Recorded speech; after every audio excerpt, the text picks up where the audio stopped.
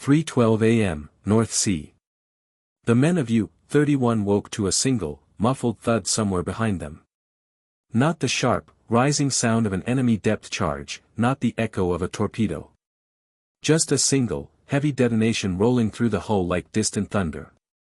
They rushed to the hydrophones, scanning for propellers, for movement, nothing. Then another blast, closer this time. The captain leaned over the magnetic indicator. One of their freshly deployed mines had vanished from the grid. A few seconds later, a second disappeared. Then a third.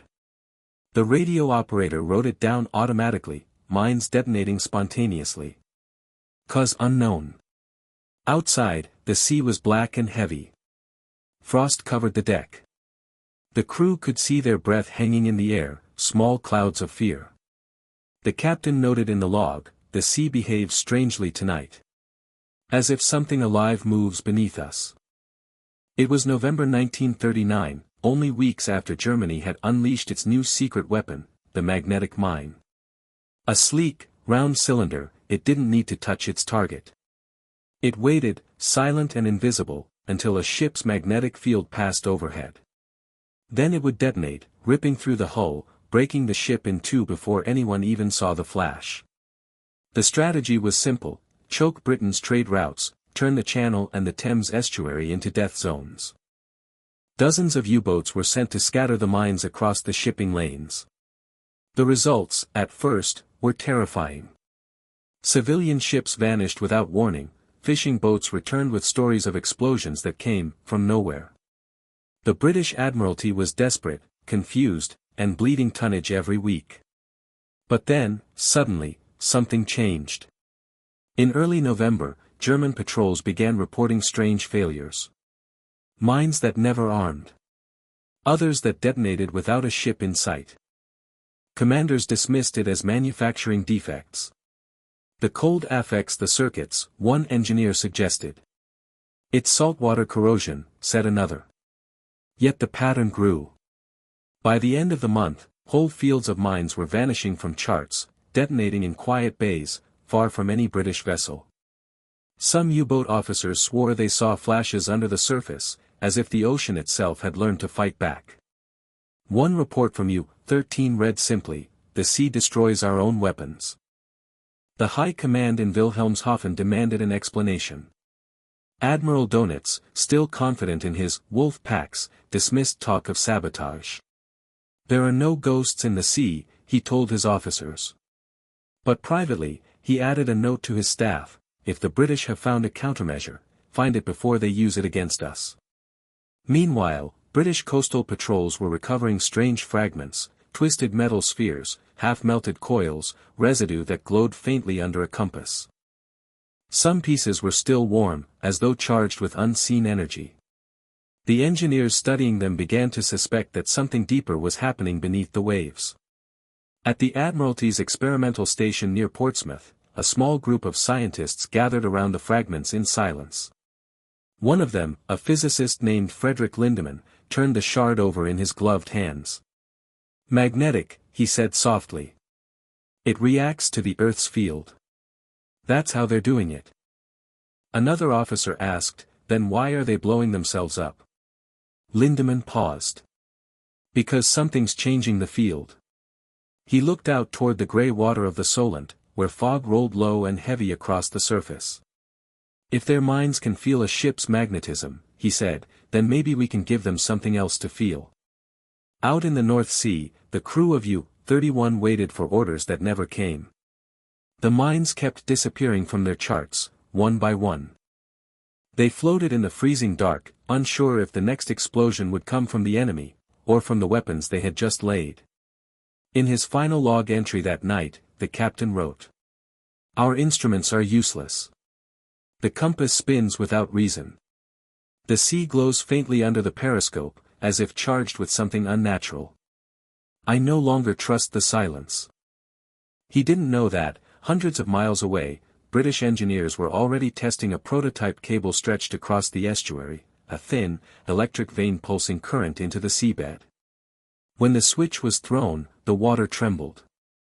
Seconds later, a distant boom echoed through the fog. The observers looked at one another in disbelief. It worked. They had found a way to turn the enemy's invention against him, to make the mines destroy themselves. No gunfire. No ships. Just the hum of a cable, hidden beneath the sea. And as more explosions rolled across the night, one of the engineers whispered, "It's as if we've taught the ocean to fight." But in the depths, the German submariners still clung to their controls, watching their charts go blank, thinking the sea itself had turned against them. They didn't yet know, this wasn't nature's revenge. It was man's. Where are you watching from? Let me know in the comments below, and don't forget to subscribe to this channel. The red pins on the Admiralty map clustered around the Thames like drops of blood. Each pin marked a blast reported by coastal watchers. No ship nearby, no wake on the water, only a ripple of light under the fog and a dull concussion that rattled windowpanes in Gravesend.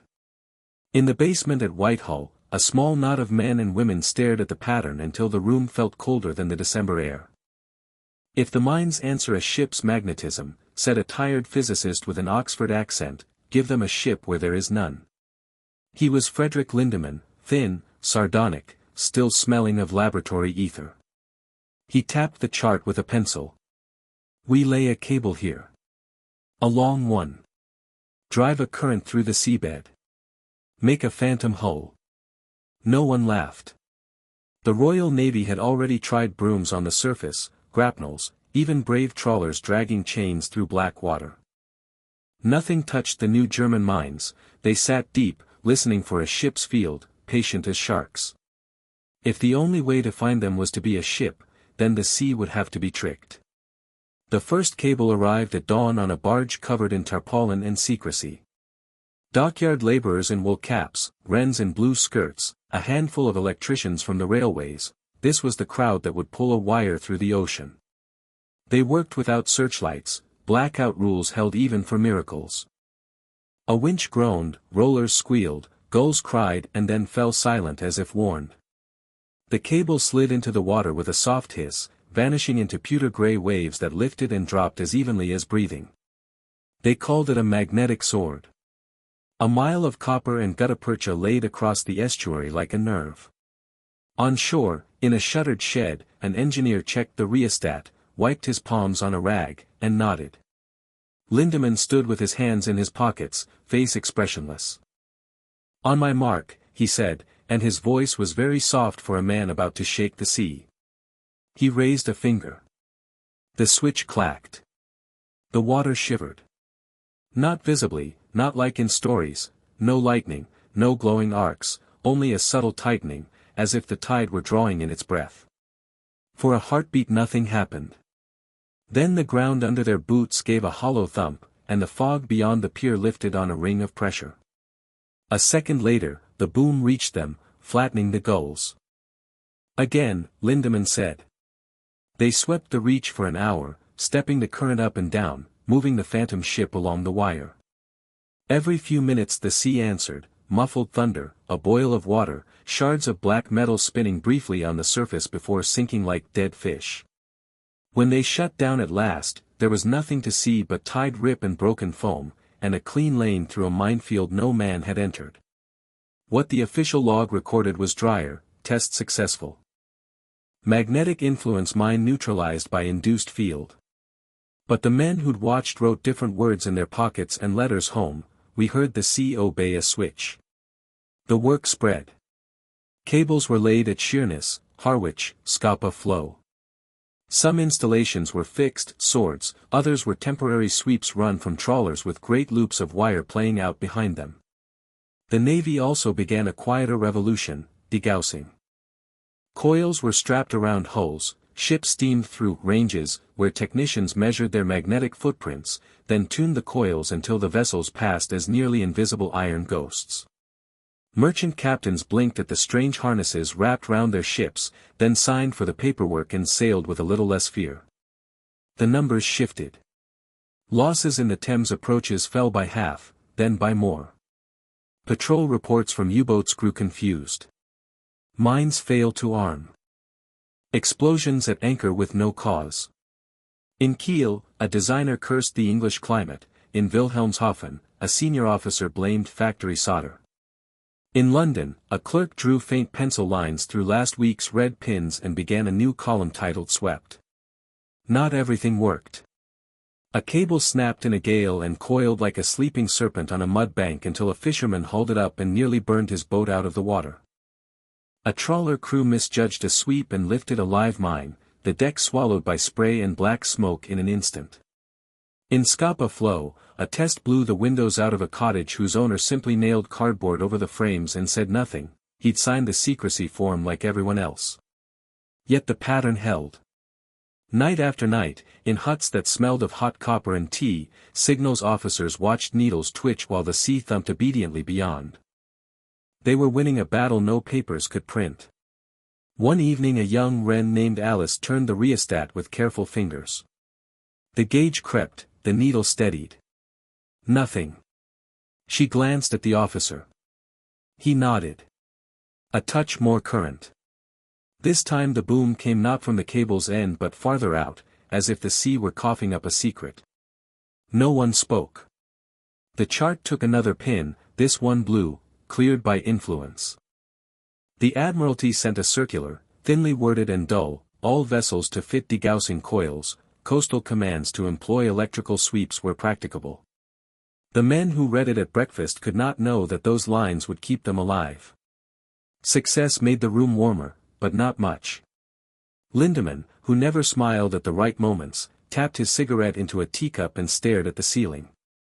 "We have taught their weapons to die young," he said. "Good." He paused. "Now they will make new ones." He was right. In Kiel and Hamburg, engineers had already started on a different sensor, one that didn't care about magnetism at all. Not the Earth's field, not coils or cables, but the heartbeat of a ship, the throb of propellers, the hum of turbines, the deep, slow pulse that traveled through water like a rumor.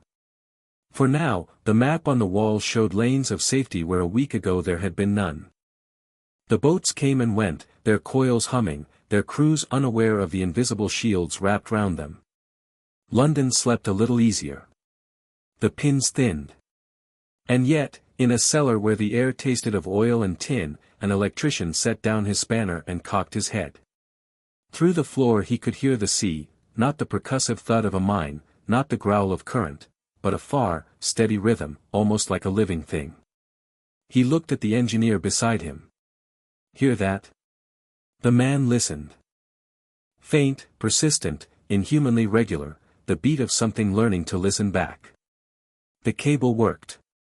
The fields worked. But somewhere beyond the reach of copper and courage, the enemy was teaching his minds to hunt by sound. To win this quiet war, Britain would have to fool more than iron in the water. It would have to fool the water itself, and the sky above it. By the summer of 1940, the North Sea had gone eerily calm. No smoke on the horizon, no thunder of explosions, only wind and waves. For the first time in months, British convoys moved through the channel without vanishing into fire. The magnetic mines had stopped working. Or so it seemed. In the shipyards of Kiel, German engineers tore apart their failed weapons. The reports from U-boat captains were humiliating, fields of mines detonating for no reason, whole shipments lost before reaching the enemy.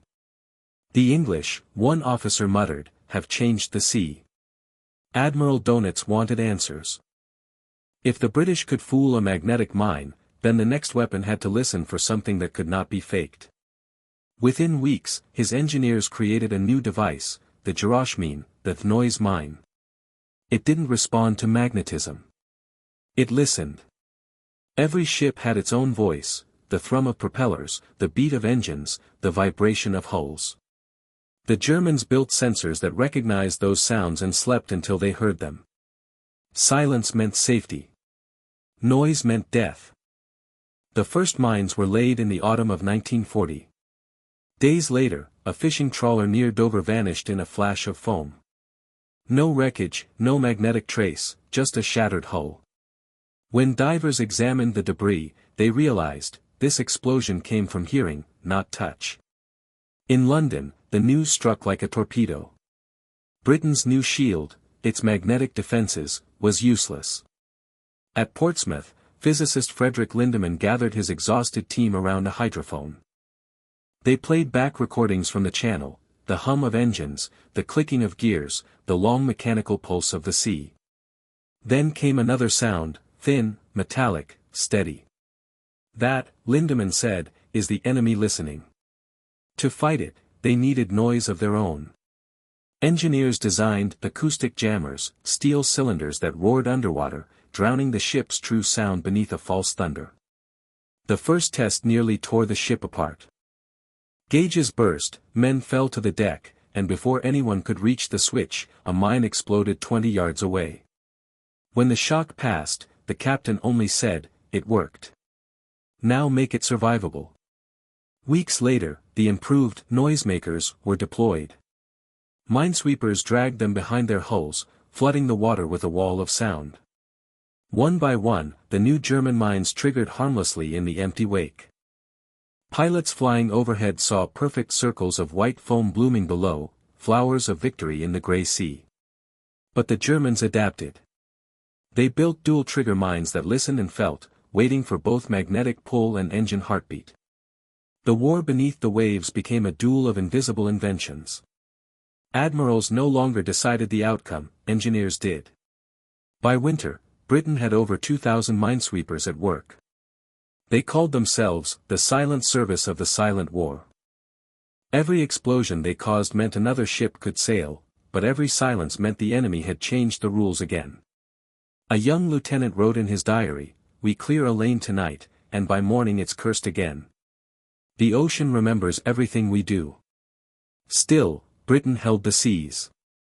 The new acoustic sweeps, combined with degaussed hulls, pushed German mining back toward the continent. Convoys resumed. London's docks buzzed with life again. And yet, in the small rooms of Harwich and Scapa Flow, the men listening to hydrophones began to notice something new, tones too regular, too precise, drifting through the static. "Dead channel?" one operator asked. Lindemann shook his head. "No. Something's listening back." A dull metallic pulse rolled through the hull. Not an explosion, just a single knock, as if the sea itself had answered. Instruments flickered. The compass spun. The operator looked up. What was that? Lindemann didn't answer. He stared at the glowing water beyond the porthole and whispered, "The next war won't be with guns. It'll be with echoes." Outside, the sea fell silent again. But everyone on board knew what that silence meant. The ocean had learned to hear. In December 1940, convoy HX-90 cut through the black water of the North Atlantic, a chain of ships glowing faintly under the aurora. The sea was calm, the air brittle with frost. Then, at 3:17, the freighter Appalachie lifted out of the water and vanished in a sheet of flame. No torpedo wake. No U-boat shadow. Only a sound, a single turning propeller, had betrayed her. That night, the Battle of the Atlantic changed forever. The German Navy had returned to the deep with a new weapon, the acoustic mine. It didn't care about magnetism or current. It listened.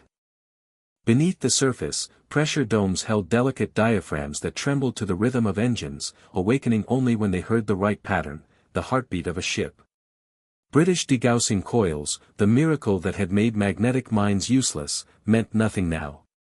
The ocean itself had become an ear. Within weeks, ships began to vanish again, trawlers, destroyers, transports. The report sounded like madness. No contact. No trace. Just noise and death. One captain wrote before going down, "The sea hears us now." In London, panic met exhaustion. The scientists who had tamed the magnetic field were summoned again. This time, there was no precedent, only an idea that perhaps the answer to sound was more sound. The Admiralty formed a new unit almost overnight, the Underwater Countermeasure Group, hidden in the damp basements of an evacuated college in Cambridge. Its members were physicists, electricians, and one cellist from the Royal Academy who claimed to understand vibration better than anyone. They worked in secrecy, listening to the sea through miles of cable wound on dusty reels. Hydrophones hissed and crackled. The Atlantic sounded alive, heartbeats of ships, whispers of current, clicks of crustaceans. But beneath it all lay a deeper, artificial pulse, steady and menacing.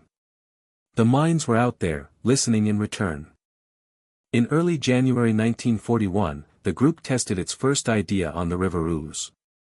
A pair of trawlers carried crude, sound bombs, steel barrels packed with generators that mimicked propeller noise. The theory: if they could sing louder than the ships themselves, the mines would detonate harmlessly, fooled by ghosts. The experiment nearly killed them. When the current hit, the barrels roared like beasts.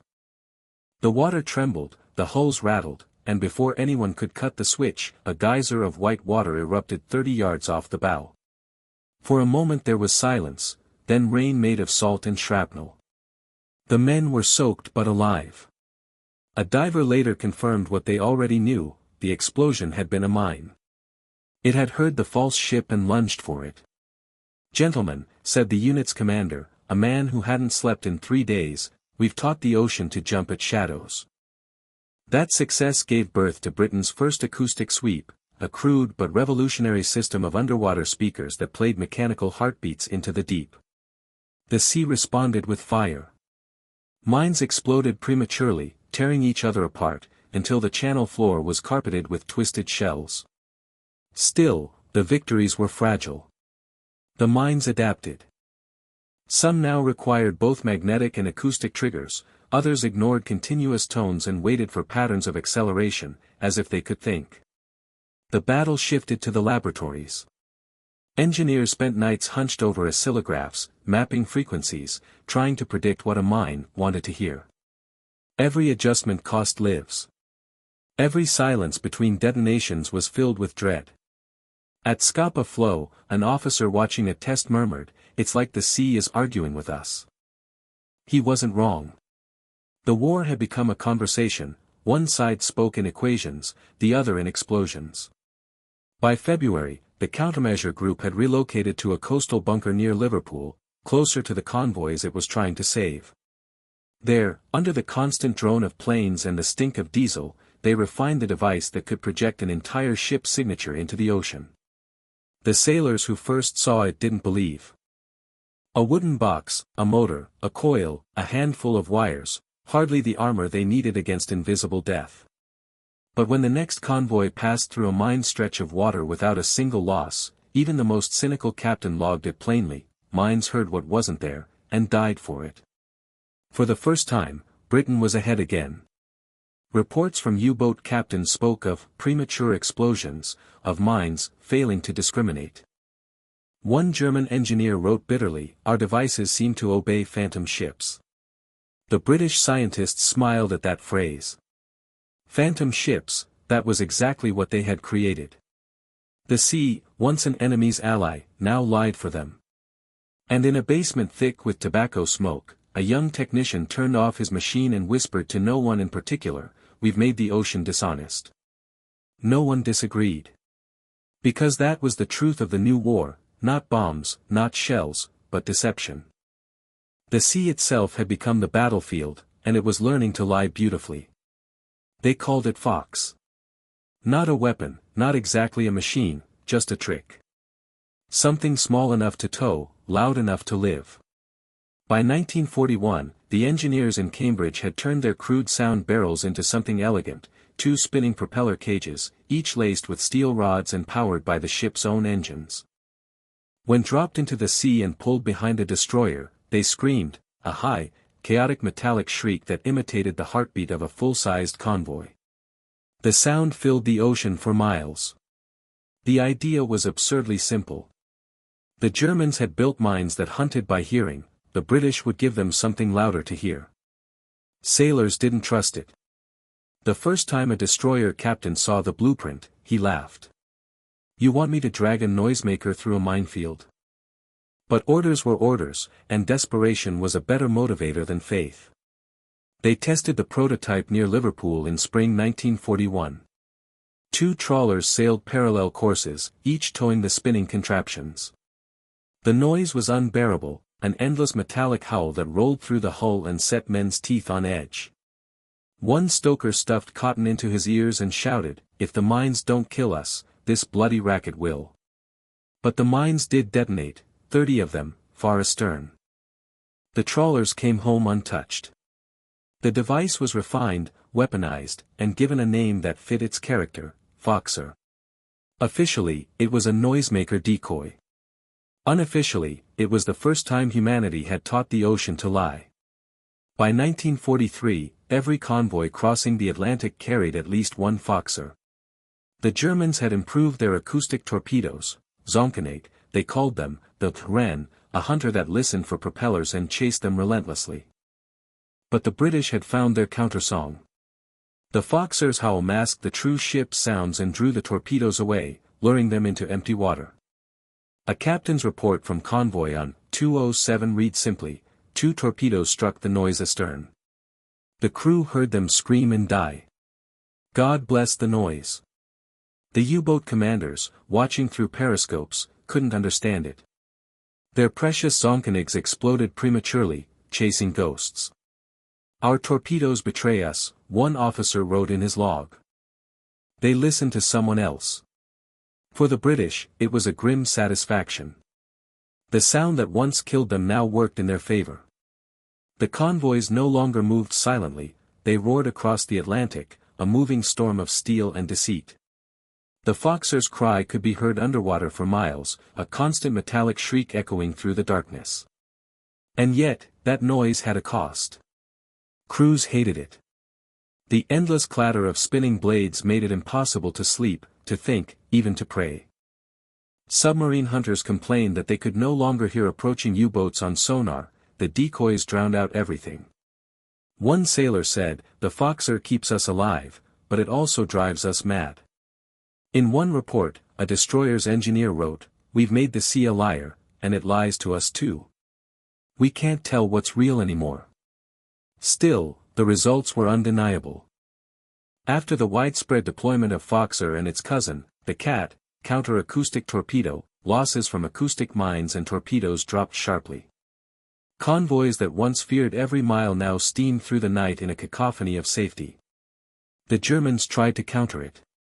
They built smarter mines, adjusted listening frequencies, tried to filter out the false noise.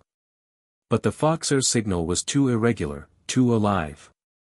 Its roar mimicked not one ship but dozens, an entire fleet of ghosts singing through the deep. In Berlin, an engineer reportedly slammed his fist on the table and shouted, "We've made weapons that can think, but the British have taught them to dream." By late 1943, the Atlantic had changed character. The quiet stalkers' war of the early U-boats had become a theater of sound. The ocean itself was never silent, the pulse of convoys, the hum of sonar, the Foxer's metallic laughter. The surface looked peaceful, but beneath it raged an orchestra of deception. When the first captured U-boat was examined, the crew's logbook carried an entry scrawled in frustration. "Our minds behave like frightened animals. They detonate at whispers, at shadows, at nothing. The sea no longer obeys us." In a small lab in Portsmouth, a British engineer read that line aloud and smiled faintly. "Then it's working," he said. What had begun as a desperate defense had become an art of illusion. Britain didn't just survive the mine war, it redefined it. A young scientist, leaning over a chart, whispered late one night, "We've made the ocean a storyteller. Every explosion it tells the same lie, that it found a ship. But the ship was never there." By the end of the war, the Germans still had no explanation. Their reports to Admiral Donitz contained the same maddening phrase, "Mines detonated spontaneously. Cause unknown." The truth stayed locked in the Admiralty vaults for decades. The sea had been taught to deceive, and it never forgot how. In the spring of 1945, the sea was quiet again. No magnetic hum, no echo of explosions, just the slow breathing of tides along the English coast. A Royal Navy officer stood on the shore near Portsmouth, watching the grey water roll in. He had spent 6 years fighting a war he could never see. Now, as he listened to the surf, he said quietly, "We weren't fighting for the ocean. We were fighting for the line between fear and understanding." He wasn't wrong. For most of the men who had lived through it, the mine war had no clear front and no victory parade. Ships had disappeared without warning, entire fields of mines had exploded for no reason, and both sides had blamed ghosts, weather, fate. The truth remained buried under layers of secrecy and saltwater. In Germany, Admiral Donit's final reports were full of unanswered questions. British defenses, he wrote, appear to affect magnetic and acoustic properties beyond prediction. Possibly linked to Earth's field.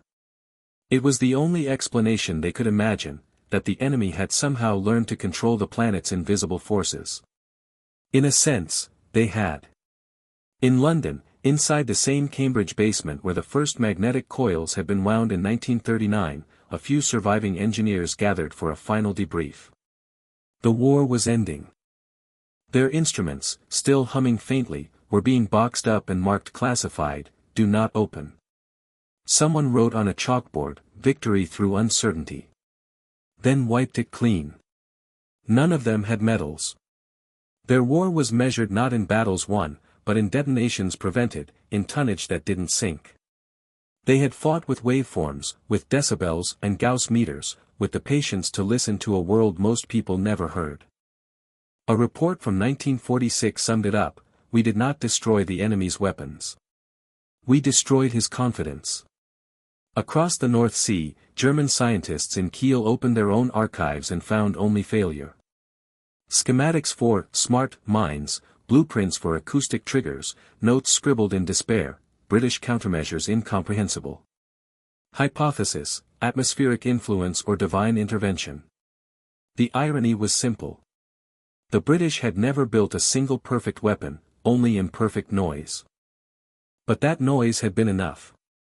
When the files were finally declassified decades later, historians were stunned by the scale. Over 200,000 magnetic and acoustic mines had been neutralized, either detonated or rendered useless. The Royal Navy's countermeasure network, miles of cable, thousands of ships, hundreds of Foxers screaming through the deep, had turned the ocean itself into a machine of deception. Yet those who made it happen rarely spoke of it. They had seen too much strangeness. Instruments that behaved like living things, waves that echoed back answers when no signal had been sent. More than one technician swore he'd heard something beneath the static, patterns, rhythms, even a kind of breathing. It's the sea, an old operator once said. It remembers the sounds we taught it. When the war ended, the machines were shut down. The cables rusted, the decoys sank. But the knowledge remained. Every modern navy in the world still uses what began there: degaussing, acoustic masking, magnetic sweeps. The vocabulary of invisible war. Standing on that same shore years later, the officer from Portsmouth was asked what he thought they had really achieved. He paused, watching the gray horizon, and said, "We learned how fragile power is. All our ships, our guns, our fleets, they mean nothing if the sea itself decides to turn against us." He walked away without another word. Because the truth was simple, and it was heavy. The war beneath the waves had never truly ended, it had only gone quiet. The technology that saved convoys in 1943 would evolve into the sonar nets of the Cold War, the undersea sensors that now listen for submarines no one admits exist. In the end, the real victory wasn't in the explosions, it was in silence. The silence that followed every detonation, every trick, every lie told to the sea. It was the silence of a new kind of warfare, one fought not for territory or pride, but for control of what could not be seen or heard. A memo discovered in the Admiralty archives decades later carried a single line in pencil. The sea is honest no more. No signature. No date. Just the echo of an idea that had changed the course of history. Because in that unseen war, they proved something extraordinary: you don't always need to overpower the enemy. Sometimes, all you need is to make his own weapons fear the dark. And the ocean, quiet, endless, patient, has never forgotten how to listen.